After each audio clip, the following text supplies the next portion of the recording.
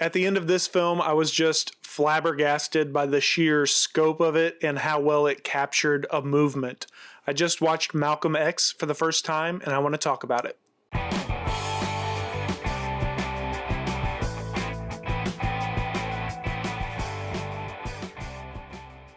Malcolm X traces the life of formerly Malcolm Little from his youth, where his family was targeted by white supremacist violence, to the transformation into one of the most influential civil rights leaders in American history. After a difficult childhood and the murder of his father, Malcolm drifts into a life of hustling and crime in Boston and Harlem. Eventually, he's arrested and sent to prison. It's there where he's introduced to the teachings of the Nation of Islam, and during his time behind bars, he educates himself extensively. He adopts the name Malcolm X, rejecting the surname that was imposed on his ancestors through slavery. After his release, Malcolm becomes one of the most prominent ministers and spokesmen for the Nation of Islam, advocating for black self-reliance and criticizing the systemic racism in the United States. His influence grows rapidly, and that causes tensions to develop between Malcolm and the Nation of Islam leadership. After he breaks from the organization, Malcolm embarks on a pilgrimage to Mecca, and that reshapes his understanding of race and faith. In the final years of his life, he began advocating a broader vision of human rights and unity before he was eventually assassinated in 1965. Denzel Washington plays Malcolm X, truly captivating. Denzel captures the different phases of Malcolm's life with such control. You really believe the swagger of Detroit Red as much as the discipline of the minister with the Nation of Islam when Malcolm becomes that version of himself. And as he enters this period of reflective clarity in his final years, you're right on board with that as well. Angela Bassett plays Betty Shabazz, Malcolm's wife. And in that role, she shows both the personal and political pressures of their life being together and how turbulent it was for them to raise a family.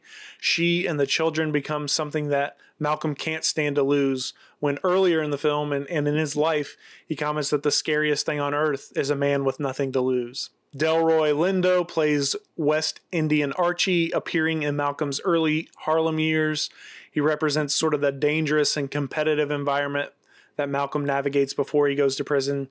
He appears later to reinforce that Malcolm made a good choice removing himself from that path, at least in the moment, because Archie is ill and a lot of the people they ran around with are locked up or dead or mentally ill. Al Freeman Jr. portrays the Honorable Elijah Muhammad, the leader of the Nation of Islam, whose mentorship and eventual conflict with Malcolm becomes sort of the central part of the story. He's a person who at different points either saved Malcolm or subsequently ended his life. It's a very interesting dynamic.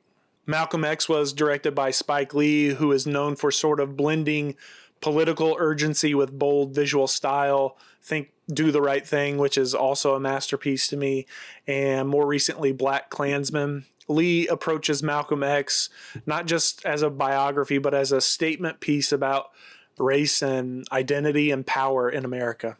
The film's visual style evolves alongside Malcolm's life. The early scenes in Boston and Harlem are vibrant, full of energy. There's bright suits and neon lights and bustling nightlife. That energy reflects Malcolm's confidence and recklessness during that period.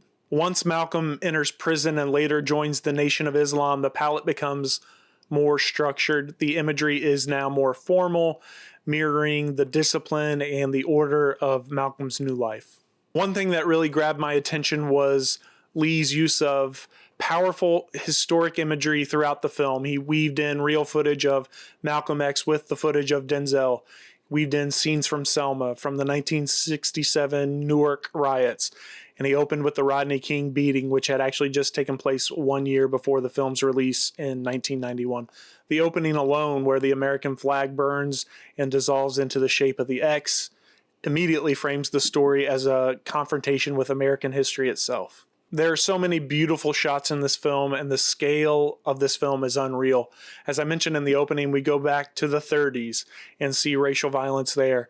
And there's this unreal shot of the Klan riding away in the moon after their horrific acts. We're in prison, and the scale of that. We're at large dance halls and rooms filled with people to hear Malcolm speak. And then we're in Africa and on a pilgrimage.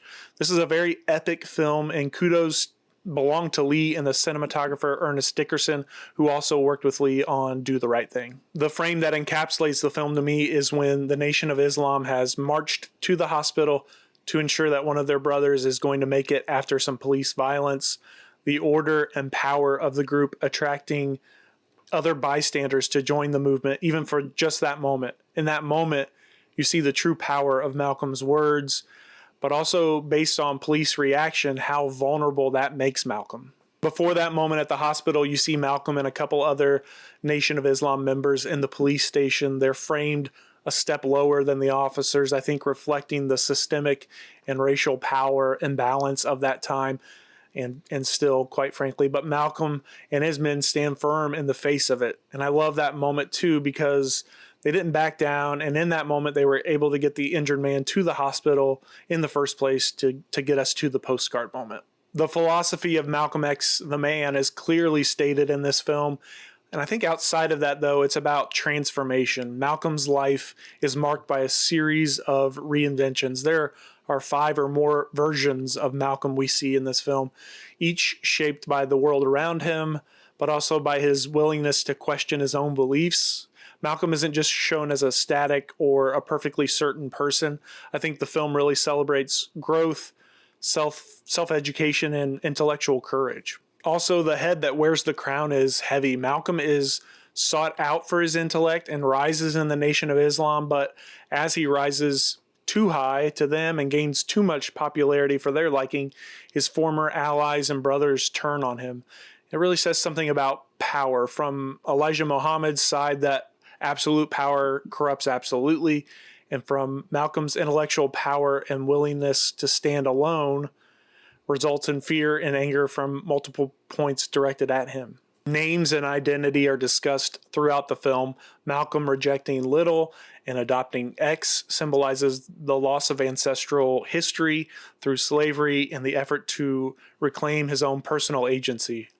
Also, converting to Islam and taking a new name with that religion is also him taking on his new understanding of the world. Later in the film, global travel broadens the scope of Malcolm's vision. His pilgrimage and travels connect the struggle for civil rights in America to a larger international movement for human rights. It was a very powerful set of moments that I wasn't aware that was coming when I started the film.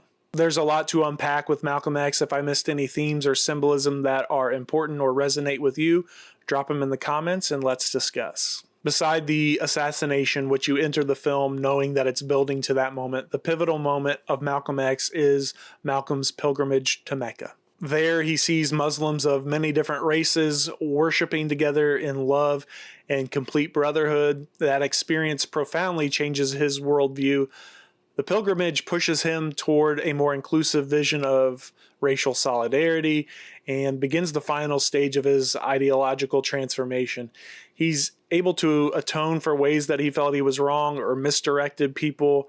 He sees a path forward towards civil rights as more of a partnership with everyone who wants that common goal of equality.